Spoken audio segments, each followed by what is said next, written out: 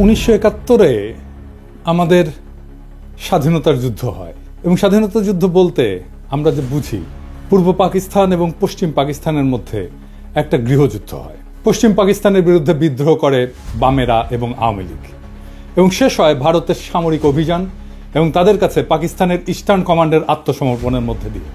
এই বিদ্রোহের নেপথ্যে আওয়ামী লীগ যেই মূল বয়ান তৈরি করছে সেটা হইতেছে পাকিস্তান সরকার পূর্ব বাংলার প্রতি অর্থনৈতিক বৈষম্য করছে এবং শোষণ করছে। এই বয়ানের মূল বক্তব্য হচ্ছে তারা বলতে চায় পূর্ব পাকিস্তান পাকিস্তানের মেজরিটি প্রদেশ, এখানে দেশের 56% জনগণ বাস করে, অথচ পাকিস্তান সরকারের রাজস্বের সিংহভাগ পশ্চিম পাকিস্তানে ব্যয় করে। সেই টাকার অধিকাংশ আসে পূর্ব পাকিস্তান থেকে। পূর্ব পাকিস্তানে কামানো এই টাকা দিয়ে পশ্চিম পাকিস্তানের শাসক গোষ্ঠী নিজেদের এলাকার ব্যাপক উন্নয়ন করে। রাজস্ব খাত, উন্নয়ন খাত, আমদানি, বৈদেশিক সাহায্য ইত্যাদিতে পশ্চিম পাকিস্তানে ব্যয় করা হতো 75 থেকে 80 ভাগ, আর পূর্ব পাকিস্তানের ভাগে পড়তো মাত্র 20 থেকে 25 ভাগ। এছাড়া পূর্ব পাকিস্তানের মানুষকে দৈনন্দিন দ্রব্য সামগ্রী, পণ্য সামগ্রী পশ্চিম পাকিস্তানের চাইতে বেশি দামে কেনা লাগতো, যা ছিল তৎকালীন শাসক গোষ্ঠীর এক ক্রূর পরিকল্পনা, যার মাধ্যমে এদেশের গরিব দুঃখী মানুষের রক্ত তারা চুষে নিত। দুই প্রদেশের মধ্যে মাথাপিছু আয়ের মধ্যে ছিল ব্যাপক বৈষম্য, যা হচ্ছে তাদের শোষণের পলিসি। এইসব ক্ষোভকে ঘুঁটা দিয়া আওয়ামী লীগ 70 সালের নির্বাচনে একটা বিখ্যাত পোস্টার ছাপায় সারা দেশে ব্যাপকভাবে বিলি করছিল। পোস্টারটার শিরোনাম ছিল সোনার বাংলা শ্মশান কেন। কি ছিল সেই পোস্টারে? সেই পোস্টারে দেখানো হয়েছে যে বৈষম্য। রাজস্ব খাতে বাংলাদেশ 1500 কোটি টাকা ব্যয় হয়, পশ্চিম পাকিস্তানে 5000 কোটি টাকা ব্যয় হয়। উন্নয়ন খাতে ব্যয় হয় বাংলাদেশে 3000 কোটি টাকা, পশ্চিম পাকিস্তানে 6000 কোটি টাকা। বৈদেশিক সাহায্য বাংলাদেশ শতকরা পায় 20 ভাগ, পশ্চিম পাকিস্তান পায় 80 ভাগ। বৈদেশিক দ্রব্য আমদানি বাংলাদেশের শতকরা 25 ভাগ, পশ্চিম পাকিস্তান 75 ভাগ। কেন্দ্রীয় সরকারের চাকরি বাংলাদেশের শতকরা 15 ভাগ আর পশ্চিম পাকিস্তানে 85 ভাগ। সামরিক বিভাগে চাকরি বাংলাদেশের শতকরা 10 ভাগ এবং পশ্চিম পাকিস্তানে 90 ভাগ। চাইলের দাম মন প্রতি বাংলাদেশে 50 টাকা আর পশ্চিম পাকিস্তানে 25 টাকা। আটা মন প্রতি বাংলাদেশে 30 টাকা, পশ্চিম পাকিস্তানে 15 টাকা। সরষের তেল বাংলাদেশে 5 টাকা, পশ্চিম পাকিস্তানে 2.5 টাকা। সোনার প্রতি ভরি বাংলাদেশে 170 টাকা, পশ্চিম পাকিস্তানে 135 টাকা। কি নিদারুণ বৈষম্য, তাই না? আসেন এটা আমরা খুলে দেখব, এটা আমরা বুঝে দেখব। 70 সালের নির্বাচনের সেই পোস্টারটা পরিকল্পনা করেন জনাব নুরুল ইসলাম এবং আঁকেন শিল্পী হাশেম খান। এই পোস্টারটা সারা দেশে ব্যাপক সাড়া ফেলে এবং এই পোস্টারটাই আওয়ামী লীগের স্বায়ত্ত শাসনের বয়ানের ন্যায্যতার মূল ভিত্তি। আওয়ামী লীগ পাকিস্তানের বিরুদ্ধে তার বিদ্রোহকে জাস্টিফাই করার জন্য যত আর্গুমেন্ট হাজির করছে তার সবকিছুর মূলে হচ্ছে পাকিস্তানিদের অর্থনৈতিক শোষণ। এখনো এরা তাই বলে। প্রাইমারি স্কুলের পাঠ্যপুস্তকের মধ্যেও এই পোস্টারটাকে ঢুকানো হয়েছিল এবং প্রায় সকলের মনেই ছোটবেলা থেকেই এইরকম একটা বদ্ধমূল ধারণা যে পাকিস্তান 23 বছরে অর্থনৈতিক প্রবঞ্চনা বাঙালিদেরকে বাধ্য করছে মুজিবের 6 দফা আন্দোলনকে সমর্থন করতে। সেই 6 দফা ছিল বাঙালি জাতির মুক্তির সনদ। 6 দফার ভিতরে 3টা দফাই ছিল পাকিস্তান থেকে পূর্ব বাংলাকে অর্থনৈতিকভাবে বিচ্ছিন্ন করার দফা। 70-এর নির্বাচনে নিরঙ্কুশ সংখ্যাগরিষ্ঠতা অর্জন করে আওয়ামী লীগ এবং তার ফলশ্রুতি সবার জানা। 60-এর দশকের শেষ দিকে পূর্ব বাংলার পত্রপত্রিকা ঘাটলেও এই অর্থনৈতিক শোষণ এবং বৈষম্যের বয়ানটাই মূল থিম হিসেবে লক্ষ্য করা যায়। যে কোনো বাংলাদেশিকে যদি আজকে জিজ্ঞেস করা হয় যে পাকিস্তানের বিরুদ্ধে বিদ্রোহ করার প্রধান যৌক্তিকতা কি, সে উত্তর দেয় পাকিস্তানিদের অর্থনৈতিক শোষণ। এর মানে আওয়ামী লীগের তৈরি করা বয়ান একদম শেকড় গেড়ে বসছে এদেশের বুকে। কারণ আওয়ামী লীগ যে ভুয়া অর্থনৈতিক বয়ান তৈরিতে পারদর্শী তাই প্রজন্মকে চোখে আঙুল দিয়ে দেখায় দেওয়া লাগবে না। বিগত 15 বছরে আমাদের সবার একদম চোখের সামনে আওয়ামী লীগ পরিসংখ্যান নিয়ে ভয়ঙ্কর কারচুপি করে মহা উন্নয়নের এক বয়ান তৈরি করছে, যেখানে বাস্তবতা হচ্ছে দেশের সব ব্যাংক এবং আর্থিক খাতকে লুটপাট করে নিঃশেষ করে ফেলা। কিছুদিন আগে বাণিজ্য উপদেষ্টা বলছে যে সব মিথ্যা পরিসংখ্যান দেওয়া হতো জিডিপি সহ। এটা এমন না যে এখন বলা হচ্ছে, হাসিনার আমলেও পত্রিকা মিথ্যা পরিসংখ্যান নিয়ে লিখত। জিয়া হাসান একটা বই লিখছিল উন্নয়ন বিভ্রম নামে, কিভাবে মিথ্যা পরিসংখ্যান দিয়ে উন্নয়নের বয়ান তৈরি করা হতো। তাহলে সেই আওয়ামী লীগ 50 বছর আগের ঘটনাকে নিয়ে কি রকম কারচুপি করছে সেটা সহজে অনুমান করা যায়। আমরা অনুমান করব না, আমরা তথ্য দিয়ে দেখব। আমরা আজকে আওয়ামী লীগের এই বয়ানকে তৎকালীন বাস্তবতার আলোকে পরীক্ষা করে দেখব যে এই অভিশপ্ত দলটা সেখানেও কি রকম কারচুপি করছিল। তৎকালীন পাকিস্তানের আর্কাইভ ঘেঁটে আমরা যাবতীয় প্রাসঙ্গিক ডকুমেন্ট জোগাড় করছি এবং বলাই বাহুল্য আওয়ামী লীগ এবং তাদের পোষা অর্থনীতিবিদরা নুরুল ইসলাম, রেহমান সোবহান ভয়াবহ জালিয়াতি করছে এই পোস্টার তৈরি করতে এবং ম্যানিফেস্টো তৈরি করতে। সেই নিয়ে বিস্তারিত আলোচনার আগে এদের আসল চরিত্র এবং এদের উদ্দেশ্য সম্পর্কে একটু আলোকপাত করা দরকার। মেজর ডালিমের একটা বই, যা দেখেছি, যা বুঝেছি, যা করেছি, ওইখান থেকে বলতেছি। ভারতে থাকতে উনি বলতেছেন বিভিন্ন মহলে তখন ভবিষ্যৎ বাংলাদেশের রাষ্ট্রনীতি, অর্থনীতি, প্রশাসন প্রভৃতি বিষয়ে আলোচনার ঝড় বয়ে যাচ্ছে। একদিন এক সামাজিক অনুষ্ঠানে সরকারের এক অর্থনৈতিক উপদেষ্টা বললেন, স্বাধীন বাংলাদেশের ইকোনমিক ভায়াবিলিটি তেমন একটা নাই, মানে এটা অর্থনৈতিকভাবে এটা সফল হবে না। তার এই ধরনের বক্তব্যে অবাক করেছিল অনেককেই। প্রশ্ন করা হয়েছিল, স্বাধীন বাংলাদেশের ইকোনমিক ভায়াবিলিটি যদি নাই থাকে তবে আপনারা 6 দফা প্রণয়ন করে জনগণকে উস্কে দিয়েছিলেন কেন? কেন বলেছিলেন পাকিস্তানের শোষণের হাত থেকে পূর্ব পাকিস্তানকে স্বাধীন করতে পারলেই সোনার বাংলা কায়েম হবে? তাহলে কি আপনাদের এই সমস্ত প্রচারণা ছিল মিথ্যে? জনগণকে ধোঁকা দিয়ে পাকিস্তানকে শুধুমাত্র দ্বিখণ্ডিত করার এক কূটকৌশল মাত্র? এ সমস্ত মৌলিক প্রশ্নের জবাব উক্ত বিশারদ সেদিন দিতে পারেননি। অত্যন্ত বিব্রতকর অবস্থায় কেটে পড়ে নিজেকে বাঁচিয়েছিলেন বিড়ম্বনার হাত থেকে। ঠিক একইভাবে আরেকদিন এক ঘরোয়া পরিবেশে কিছু বাঙালি জনাব ডিপি ধরকে ভবিষ্যৎ স্বাধীন বাংলাদেশের অর্থনীতি, শিল্পনীতি কি ধরনের হওয়া উচিত জানতে চাইলে তিনি জবাব দিয়েছিলেন ইংরেজিতে। কিন্তু বাংলায় এটা বোঝা যায় যে তোমাদের এসব নিয়ে কথাবার্তা বলার দরকার নাই, তুমি শুধু ফসল ফলাও, ধান ফলাও, বাকিগুলো আমরা দেখব। এই ধরনের কথা থেকে পরিষ্কার বোঝা যায় যে বাংলাদেশকে ভারতের অর্থনৈতিক বাজার এবং পশ্চাৎভূমিতে পরিণত করার ষড়যন্ত্র ছিল ভারতীয় আধিপত্যবাদী নীল নকশার অন্তর্ভুক্ত। শুধু কি তাই, বাংলাদেশের অর্থনীতিকে সম্পূর্ণভাবে বাংলাদেশের উপরে ভারতীয় নিয়ন্ত্রণ নিশ্চিত করার খায়েশটাও পরিষ্কারভাবে ধরা পড়েছিল জনাব ধরের বক্তব্যে। এই হচ্ছে বাঙালির মুক্তির সনদ প্রণেতাদের দৃষ্টিভঙ্গি, যারা নিজেরাই স্বাধীন বাংলাদেশে বিশ্বাস করত না, যারা সর্বদা ভারতকেই তাদের তীর্থভূমি হিসেবে কল্পনা করেছে আজীবন। গোলাম আজমের বই জীবনে যা দেখলাম, এখান থেকে একটা অংশ আমি পড়ে শোনাই।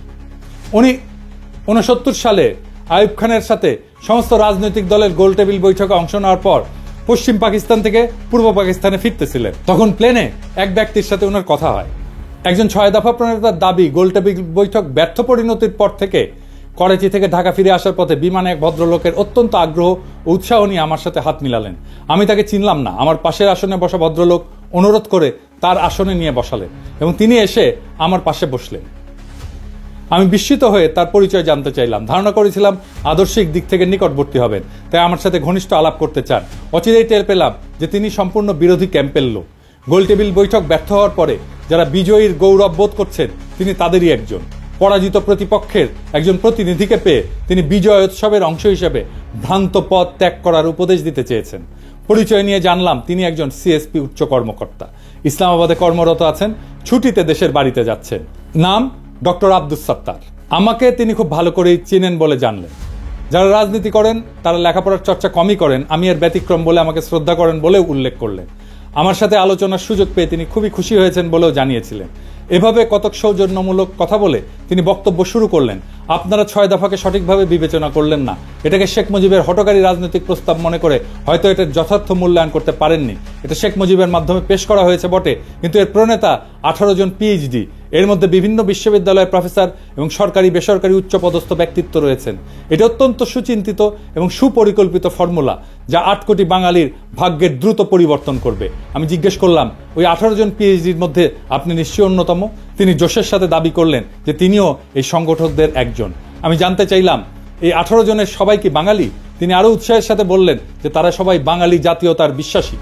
আমি জিজ্ঞেস করলাম যে আপনারা নিশ্চয়ই সুদূর প্রসারী পরিকল্পনার ভিত্তিতে এই 6 দফা প্রণয়ন করেছেন। উক্ত পরিকল্পনায় কি পূর্ব এবং পশ্চিম পাকিস্তানকে একটা রাষ্ট্র হিসেবে গড়ে তোলার চিন্তা রয়েছে?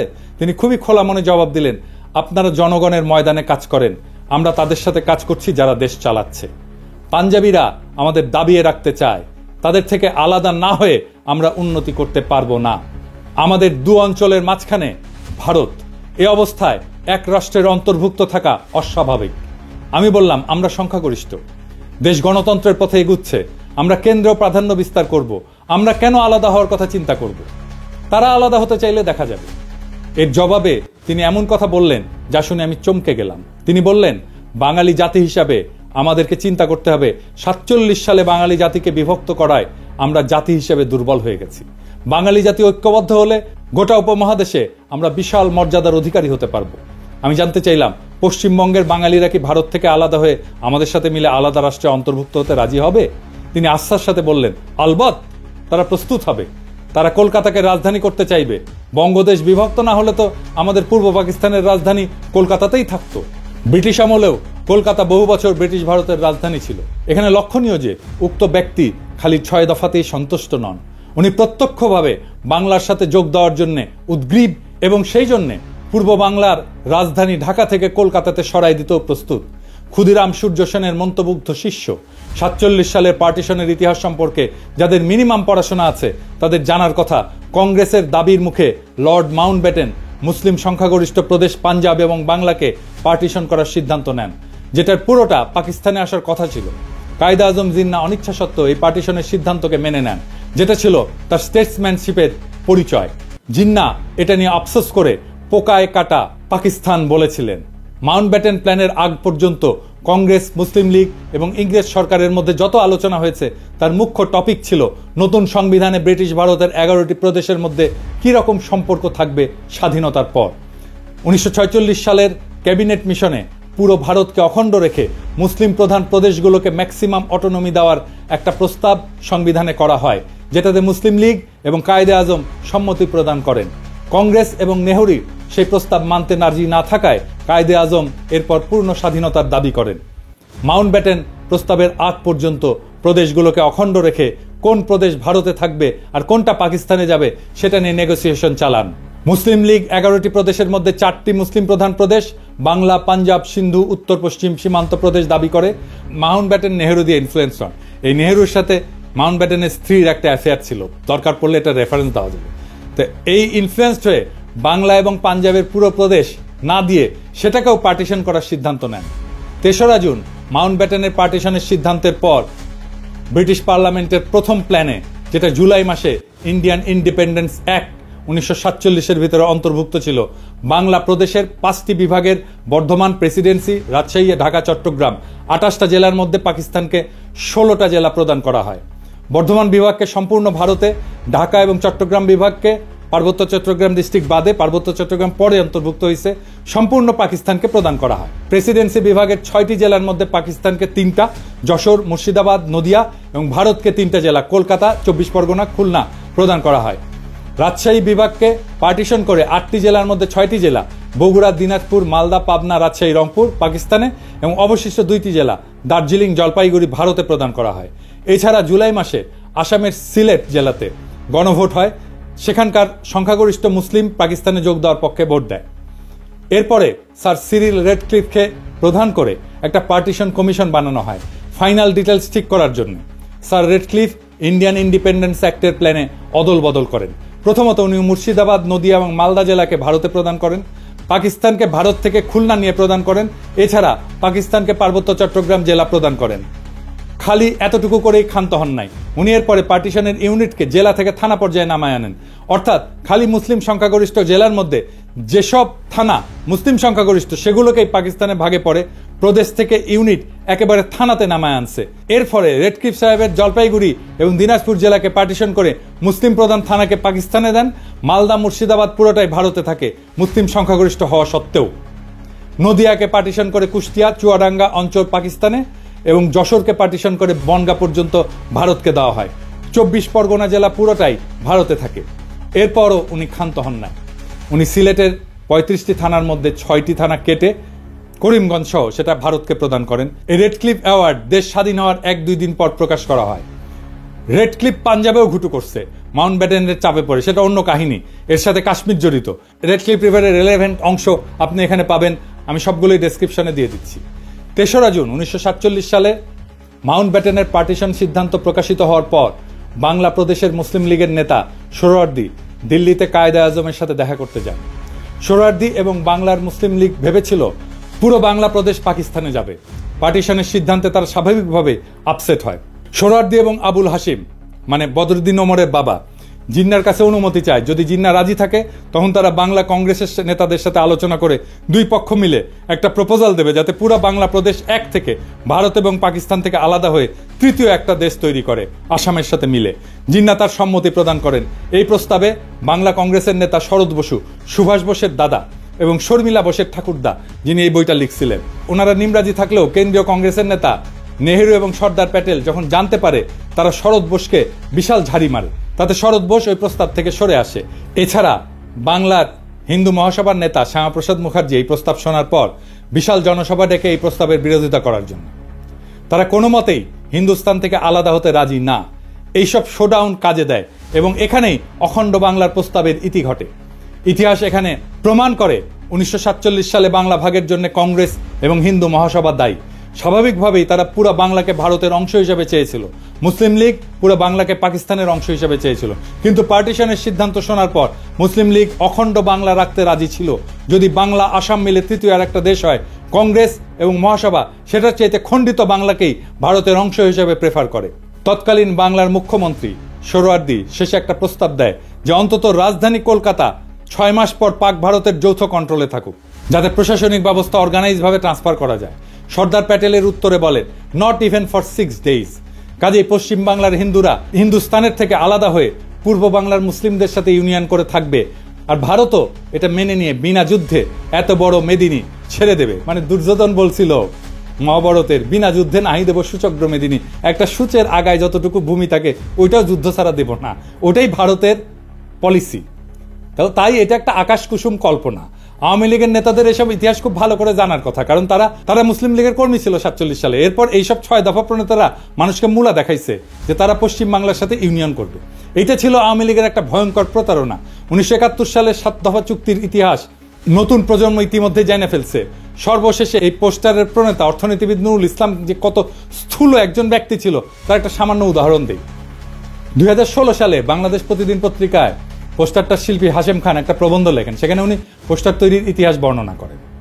সেই প্রবন্ধের একটা অংশ হচ্ছে, কিছুক্ষণের মধ্যে নুরুল ইসলাম ফিরে এসে বললেন, কিছু একটা দাঁড় করাতে পারলেন? আজকে আর বিদ্যুৎ আসবে না। পাকি সরকার পূর্ব পাকিস্তানের অন্ধকারে রাইখা পাকিস্তানের আলোতে ভাসাইয়া দিচ্ছে। সারা রাত শহর বন্দর অলিগলি এমনকি গ্রাম পর্যন্ত বিদ্যুতের বাতি আলো দিতেছে। সামনের ইলেকশনে পশ্চিমাদের গদি থেকে নামাইয়া আওয়ামী লীগরে বসাইতে হবে। নুরুল ইসলাম দাবি করতেছেন পূর্ব পাকিস্তানের লোডশেডিং এর জন্য পশ্চিম পাকিস্তান দায়ী। তারা এখন এখানে বিদ্যুৎ বন্ধ করে নিজেদের এলাকায় বিদ্যুৎ সরবরাহ করতেছিল। কি অদ্ভুত দাবি আর মনস্তত্ত্ব। পূর্ব আর পশ্চিম পাকিস্তানের মধ্যে 1000 মাইল দূরত্ব, মাঝখানে শত্রু দেশ ভারত আর সমুদ্র, দুই অংশে বিদ্যুতের 2টা গ্রিড। এক গ্রিড থেকে আরেক গ্রিডে পাওয়ার ট্রান্সফার করা অসম্ভব একটা ঘটনা। এক গ্রিডে সারপ্লাস বিদ্যুৎ থাকলেও আর এক গ্রিডের সাথে ট্রান্সফার করার কোনো উপায় নাই।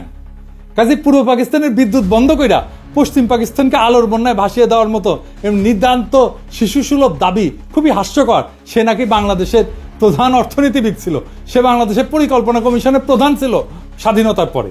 এই মক্কেল আবার নাকি হার্ভার্ডের গ্র্যাজুয়েট।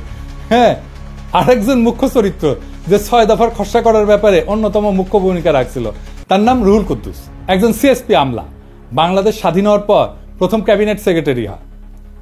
রুহুল কুদ্দুসের ব্যাপারে শুধু 2টা তথ্য যথেষ্ট তার চরিত্র এবং এজেন্ডা বোঝার জন্য। প্রথমটা হচ্ছে এই 50-এর দশকে একটা দুর্নীতির মামলার বিবরণ। সেখানে আমূল আসামি শেখ মুজিবুর রহমান পূর্ব পাকিস্তানের প্রাদেশিক মন্ত্রী থাকার সময় দুর্নীতির কারণে জেলে সাজাপ্রাপ্ত হন। সেই দুর্নীতি মামলায় মুজিবের সহযোগী ছিল এই রুহুল কুদ্দুস। তার পুরস্কার দিছে, যেহেতু মামলা ফাঁসিছে তার পুরস্কার দিছে সেক্রেটারি বানায়। আর একটা মামলা হচ্ছে আগরতলা ষড়যন্ত্র মামলা, যেখানে আসামিরা ভারতের প্রত্যক্ষ সাহায্যে পূর্ব পাকিস্তানে বিদ্রোহ সংগঠিত করে বিচ্ছিন্ন হওয়ার পরিকল্পনা করে। সেই মামলার অন্যতম প্রধান আসামি ছিল এই রুহুল কুদ্দুস। আগরতলা মামলার বয়ানে প্রথমে মিথ্যা মামলা বলে প্রচার করা হয়েছিল আমাদের ছোটবেলায় পাঠ্যপুস্তকে। এই মামলাকে মিথ্যা মামলা হিসেবে দেখানো হয়েছিল, কিন্তু 2011 সালে মামলার অন্যতম আসামি কর্নেল শওকত আলী, আওয়ামী লীগের ডেপুটি স্পিকার ছিল, গর্বের সাথে একটা বই লেখে, সত্য মামলা আগরতলা। দেশের অনেক মানুষের কাছে পাকিস্তান থেকে বিচ্ছিন্ন হয়ে আলাদা রাষ্ট্র গঠনের যৌক্তিকতা হচ্ছে 25 এবং 26 মার্চের তারিখে পাকিস্তান আর্মির অপারেশন সার্চলাইট। তাহলে 60-এর দশকে যারা ভারতের সাহায্যে এই সমস্ত বিদ্রোহ পরিকল্পনা করছিল তাদের জাস্টিফিকেশন কি ছিল? পাকিস্তান তো 1971 সালের আগে কোনো গণহত্যা চালায়নি। যদি বলে অর্থনৈতিক বৈষম্য, সেই বেলুন আমরা একটু পরে ফুটা করে দেখা দিচ্ছি। 1965 সালে পাকিস্তান ভারতের সাথে একটা ফুল স্কেল যুদ্ধ হয়। ঠিক তার পরপর কোন ধরনের চরিত্রের মানুষ সেই ভারতের থেকে অস্ত্র এবং টাকার সাহায্য নিয়ে পাকিস্তানের বিরুদ্ধে বিদ্রোহ করার পরিকল্পনা করে? এই ধরনের মানুষেরা পাকিস্তানের তথাকথিত শোষণের বয়ান তৈরি করে জনগণের মধ্যে ফেরি করছে। এখানে প্রফেসর সৈয়দ সাজ্জাদ হোসেনের কিছু অবজারভেশন খুবই গুরুত্বপূর্ণ। ওনার 71-এর স্মৃতি বলে একটা বই আছে। তিনি একাধারে একজন প্রখ্যাত শিক্ষাবিদ, সাহিত্য পণ্ডিত এবং লেখক। বাঙালি মুসলমানের মধ্যে তিনি প্রথম ব্যক্তি যিনি ইংরেজি সাহিত্যে পিএইচডি ডিগ্রি অর্জন করছিলেন। রাজশাহী বিশ্ববিদ্যালয়ের ভিসি ছিলেন উনি। আসল কথা, যারা এই সমস্ত কথা বলে এবং এই জিনিস শুরু হয়েছে 60-এর দশক থেকেই, তারা একটা রাজনৈতিক উদ্দেশ্য হাসিলের মতলবে এই সমস্ত থিওরি আওড়ায়। 1947 সালে বিভক্তি এরা মানতে রাজি নয় এবং এই অঞ্চল স্বাধীন থাকুক এটা তারা চায় না। পাকিস্তান আমলে এরা অনবরত প্রচার করেছে যে আমরা পাঞ্জাবিদের অধীন এবং পাকিস্তান থেকে বেরিয়ে এলে সত্যিকার অর্থে স্বাধীন হতে পারবো। আবার এখন বলছে 1971 সালে যে স্বাধীনতা অর্জিত হয় তার কোনো মূল্য নাই, ওপার বাংলার সাথে মিলে গেলেই নাকি আমরা সত্যি মুক্ত হবে। 1971 সালে ভারতের সাথে মিলিত হওয়ার কথা প্রকাশ্যভাবে বলা হতো না, কারণ ও কথা বললে এদেশের জনসমাজ সাড়া দিত না। তাই তখন বলা হচ্ছিল ভারত আমাদের প্রকৃত বন্ধু, ভারতীয় সৈন্য এসে আমাদের রক্ষা করবে। ভারতে বাঙালি, পাঞ্জাবি, মারাঠি, তামিল, শিখ, পার্সি বিভিন্ন জাতি এবং ভাষাভাষী লোকেরা এক রাষ্ট্র গঠন করে বসবাস করতে পারে, তার মধ্যে কোনো অসঙ্গতি লক্ষ্য হয়নি। কিন্তু পাকিস্তানে পাঞ্জাবি, পাঠান, সিন্ধি এবং বাঙালি এক রাষ্ট্র গঠন করে এমন একটা কর্ম করেছিল যা শুধু হাস্যকরই না, রীতিমতো অ্যাবসার্ড এবং অযৌক্তিক। এই যুক্তিটি চিরকালই আমার কাছে অদ্ভুত থেকেছে। ভারতের প্রধান ধর্ম হচ্ছে হিন্দুত্ব। উত্তর ভারতের ব্রাহ্মণ এবং রাজপুতের সঙ্গে পশ্চিম ভারতের মারাঠা এবং দক্ষিণ ভারতের দ্রাবিড় সম্প্রদায়গুলির মধ্যে ধর্মীয় বন্ধন ছাড়া আর কোনো বন্ধন নাই। এই ধর্ম ইসলামের মতো ধর্ম নয়। উত্তর ভারতের ধর্মীয় আচরণের সঙ্গে দক্ষিণ ভারতের ধর্মীয় আচরণের প্রভেদ অনেক। মুসলমান বলতে আমরা যেমন বুঝতে পারি যে ব্যক্তি এক আল্লাহ এবং রসুলে বিশ্বাস করে, সেরকম কোনো সর্বগ্রাহ্য বিশ্বাস হিন্দুদের মধ্যে নেই। তবু অহর্নিশ আমাদের বলা হয়েছে যে কায়েদে আজম মোহাম্মদ আলী জিন্নাহ আমাদের ইচ্ছার বিরুদ্ধেই নাকি পূর্বাঞ্চলকে পাকিস্তানের সাথে যুক্ত করেছিলেন। এই যে লাখ লাখ লোক যারা আমরা পাকিস্তান আন্দোলনে শরিক হয়েছিলাম, আইনসভার সদস্য যারা 47 সালে ভোট দিয়ে পাকিস্তানে যোগ দিয়েছিলাম, এরা যেন রাতারাতি হয়ে গেলেন দেশদ্রোহী এবং সমাজদ্রোহী। বর্তমানেও বাঙ্গু, সুশীল, প্রগতিশীল, প্রথম আলো, মতি, ডেইলি স্টারের মাহফুজ এবং তাদের কলামিস্ট বর্গ যেমন আলী ইমাম মজুমদার ভারতের কোনো কোনো প্রদেশের বিচ্ছিন্নতার কথাও শুনলে তেলে বেগুনে জ্বলে ওঠে। তারাই আবার পাকিস্তানের প্রদেশগুলোর ইউনিয়নের মধ্যে কন্ট্রাডিকশন খুঁজে পায়। আবার আসা যাক অর্থনৈতিক বৈষম্য এবং আওয়ামী লীগের তৈরি বয়ান নিয়ে। এই প্রসঙ্গে ডক্টর সাজ্জাদ হোসেন লিখছেন যে যখন আওয়ামী লীগ এরকম প্রচারণা চালাচ্ছিল যে পশ্চিম পাকিস্তানের পূর্ব পাকিস্তানে বৈষম্য করা হয়, এই যে সোনার বাংলা শ্মশান কেন, এরকম একটা পোস্টার ছাপে, তাহলে পাকিস্তানের তরফ থেকে কেন এইটার প্রতিবাদ জানানো হয়নি বা প্রশ্নটা পরিষ্কার করা হয়নি? এর উত্তর দিছিল পশ্চিম পাকিস্তানের একজন আমলা যে এটা আমরা তৈরি করছিলাম, কিন্তু এইটা আমরা প্রকাশ করতে গেলে একজন বাঙালি অফিসার বলছিল এটা দিলে পূর্ব পাকিস্তানের লোকেরা আরো বিলা হয়ে যাবে, সেই জন্যে তাই নাকি এটা করতে দেওয়া হয়নি, বাধা দিছিল। ওনার বইয়ে এই অংশে এটা লেখা আছে। আওয়ামী বয়ানের এই যে শুভঙ্করের ফাঁকি, এটা ধরার জন্য আমরা ব্যাখ্যা করব সরকারি ফাইন্যান্স কিভাবে কাজ করে এবং সরকারি ফাইন্যান্সের সাথে দেশের জিডিপির সম্পর্ক এটা কি। একটা দেশের জিডিপি হচ্ছে সেই দেশের মধ্যে অবস্থিত সমস্ত পণ্য, বস্তু, সার্ভিস বা সেবা, এটার যোগফল। যে দেশের যত উন্নত সে দেশের জনগণ তত বস্তু এবং সেবা উৎপাদন করে এবং ভোগ করে। সরকার এর মধ্যে থেকে একটা ভাগ কর হিসাবে আদায় করে, নিজের এজেন্ডা অনুযায়ী সেটা খরচ করে। আর একটা রাস্তা হচ্ছে সরকারের আছে, সেটা হচ্ছে আভ্যন্তরীণ এবং আন্তর্জাতিক সেক্টর থেকে লোন নেওয়া। এই লোনের ইনস্টলমেন্ট পরে সরকারকে করের টাকা থেকে শোধ করতে হয়। ফাইনাল একটা রাস্তা আছে সরকারের কাছে, সেটা হচ্ছে আভ্যন্তরীণ যে কোনো বিল পরিশোধের জন্য টাকা ছাপানো। কিন্তু এর ফলে মুদ্রার মান, ইনফ্লেশন হয়, আমরা জানি মুদ্রাস্ফীতি হয়। ইনফ্লেশন এক ধরনের ট্যাক্স কিন্তু, যার মাধ্যমে সরকার দেশের জিডিপির একটা অংশ নিজের পকেটস্থ করে।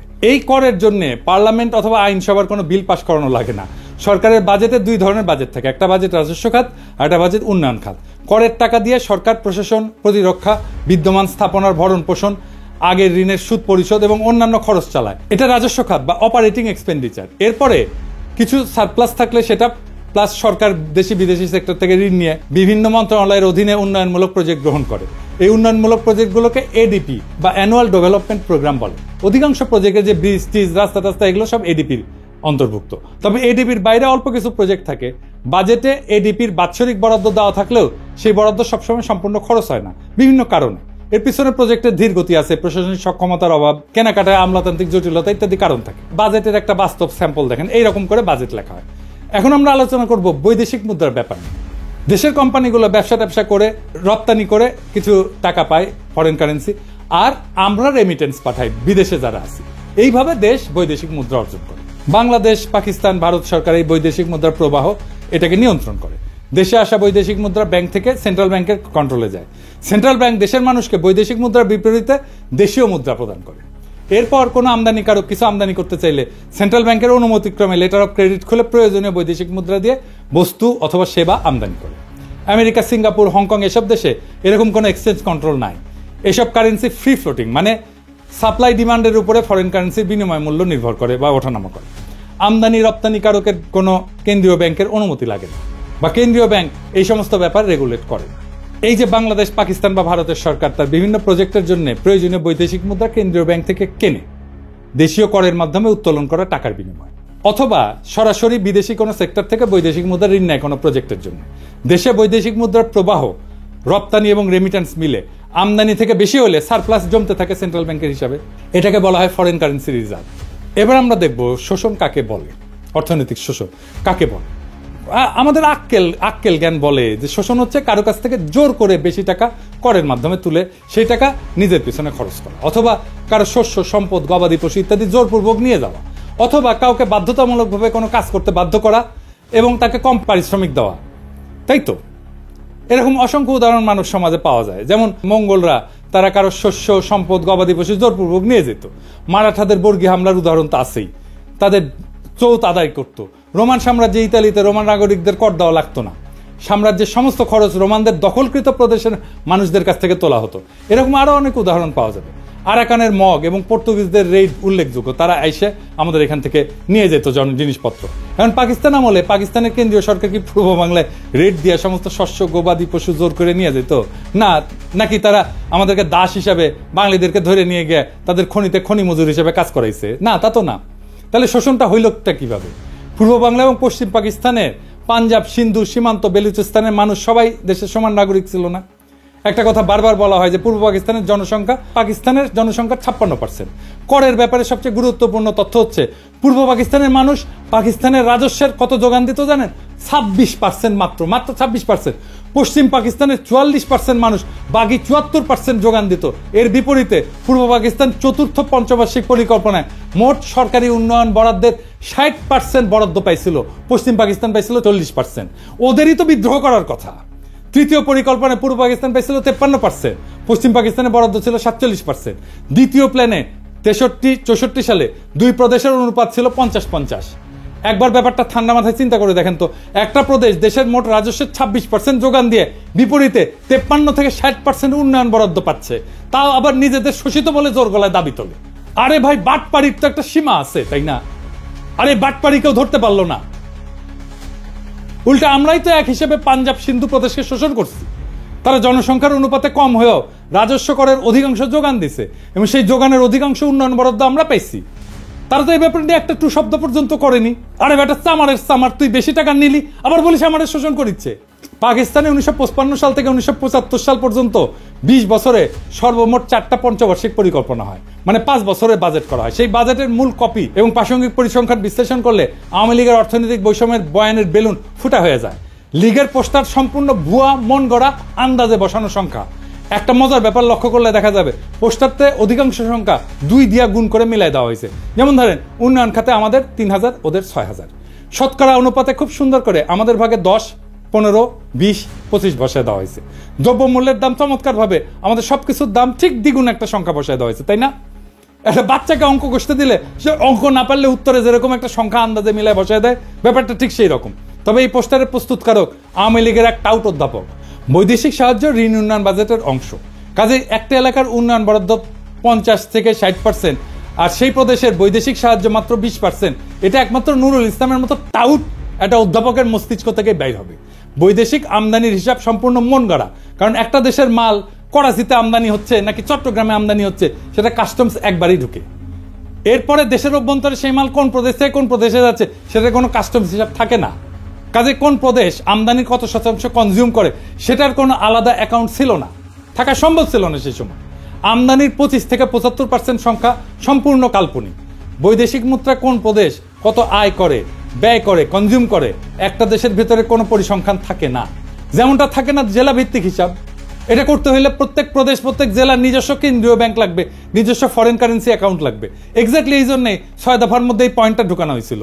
আওয়ামী লীগ নিজেও জানতো না এইসব হিসাব। তারা সম্পূর্ণ ভুয়া সংখ্যা ওরাইছে বিদ্রোহ জাস্টিফাই করার জন্য। প্ল্যানগুলোর মূল কপি এবং রেলেভেন্ট পরিসংখ্যান আমি ডেসক্রিপশনে দিয়ে দিচ্ছি। দ্বিতীয় এবং পঞ্চম পঞ্চবার্ষিক পরিকল্পনায় পূর্ব বাংলা 50%-এর কম উন্নয়ন বরাদ্দ পাইছে।